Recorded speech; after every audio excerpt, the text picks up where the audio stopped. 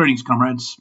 What we're going to do in this vid is walk through a practical example of a trial balance. We've got a list of all our post-adjusted balances for our assets, liabilities, owner's equity, and our revenue and expenses.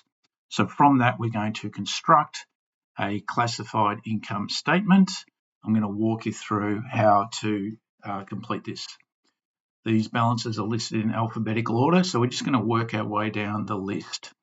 So our first one is accounts payable. Now, accounts payable is a liability. It's going to trigger a future sacrifice when we pay off our suppliers. That's going to go in our balance sheet. So therefore, we leave it out of our income statement. Similar story with accounts receivable. That's going to result in a future economic benefit when our credit customers pay us. That's a current asset. Save that for the balance sheet. Then we get to advertising. Advertising results in a consumption. So therefore, this is an expense in terms of the advertising we've paid. So where do we put it in our balance sheet? Our income statement? Well, it's a non-trading expense. It has nothing to do with getting our inventory into a condition and location ready for sale. So therefore, we are going to place it in the other expenses section of our income statement. Capital. Capital is our owner's equity. Yes, we close off our P&L summary amount to the capital and drawings, but capital itself goes in the balance sheet as the first listed item in the owner's equity section. Cartage inwards. Cartage inwards is a period cost in this case, a cost incurred in getting the inventory into a location ready for sale. So therefore, we place that in the cost of goods sold. It's a trading expense. So let's just copy and paste that over to our COGS section. Commission received. What is commission? Commission is a revenue item that we receive when we refer business to a complement business. So e.g., if we were a business that sold furniture and we referred a customer to a business that sold upholstery, then that upholstery business would give us a little kickback. So this is a form of non-trading revenue, and so therefore we're going to place it in the other revenue section of the business. And the reason why this is useful is because we're making our report, our income statement, more understandable in terms of the classification of our revenue. Our trading revenue goes at the top and our other revenue goes in the middle. And so therefore, this makes it easier for the users of reports to evaluate performance. So again, we're going to place it in other revenue, and I'm going to call it commission revenue for $500. We'll do all our totals a bit later. Cost of sales. Cost of sales is generally your major cost of goods sold item. This is a trading expense, so we'll place it in our COGS section for $20K. Delivery van is an asset, that's an economic resource, so that will be listed in the NCA section of our balance sheet. Anything with the word expense in it is going to be a other expense. It's a non-trading expense. So we'll put that just under advertising for 300. Drawings is negative owner's equity, so we save that for the third list of item in the owner's equity section of our balance sheet, just under capital and profit. Discount revenue goes in the same category as our commission. It's non-trading. Our trading revenue goes at the top under our revenue section. So again, we're going to place this in the other under the other revenue heading. All right, we're nearly halfway. GST clearing is on the credit side, so this is a liability to the ATO, a current liability at that, so that doesn't go in our income statement. Insurance. A few of my students go, what do we mean by insurance? So this is a recurrent payment that we make was spent $2,000 or incurred that based on the accrual basis assumption. So once this insurance has been consumed, we've got to pay another instalment. So this is an expense. It's a non-trading expense. So again, we're going to put that in the other expenses section of our income statement. Similar story with your interest. This is the cost of borrowing that loan to ANZ. So we're also going to place that in other expenses. It's non-trading. Interest on the term deposit. It's on the credit side of our trial balance. That's a bit of a clue that it's not an expense.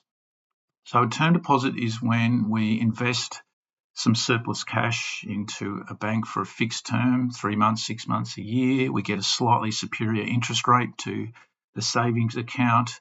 So the revenue on that, the interest that we get on that is actually other revenue. So therefore I need to insert another row here. So let's just add a row using Excel, the magic of Excel. Okay. So interest on term deposit is $50. Okay. Inventory on hand, this means, so this is a current asset. It's an economic resource. We'll get a future economic benefit in the next half year when we sell this for a marked up value. The inventory gain. Now, inventory gain, so we've done a stock take and we've had that fortunate position where our stock take figure is higher than what we have in our inventory cards. So because possibly we've undersupplied a customer when we've delivered them the items. This actually goes between our GP, gross profit, and our adjusted GP. And the reason why we do this again is this is a good indicator of our quality control, our inventory management. So therefore, it provides some pretty useful information to the users of the income statement. So inventory gain, and if we had an inventory loss, we'd also plonk it in this section. Inventory write-down. So this will only make sense if you've actually done the inventory valuation topic with the lower of cost or NRV rule, but this is where that rule's come into play.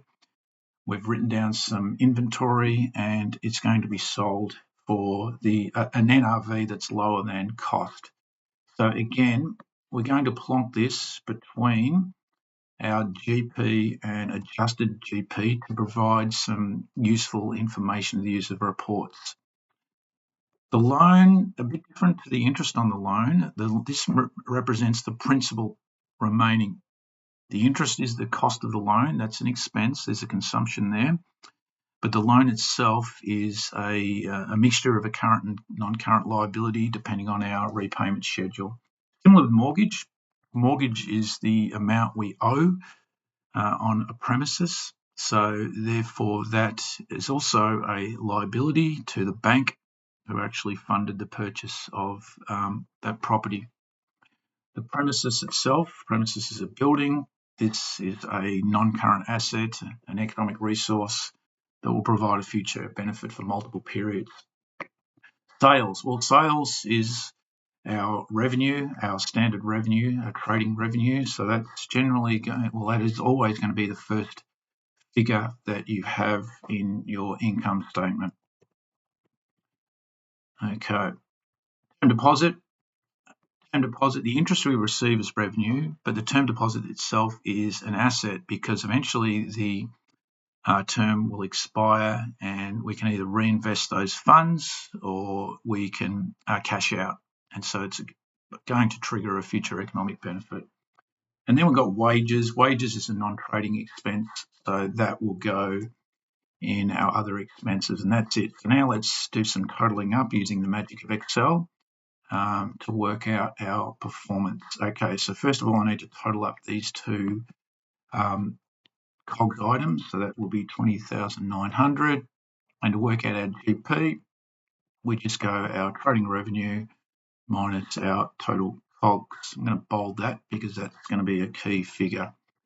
Then we're going to add up, or actually not add up, one's the gain and one's a write down. So therefore In terms of the impact on our adjusted GP, we're going to have 150 minus 80. So the 150 is actually going to increase our adjusted GP, but that's partially offset by the write-down. So 150 minus 80, that's a $70 net gain.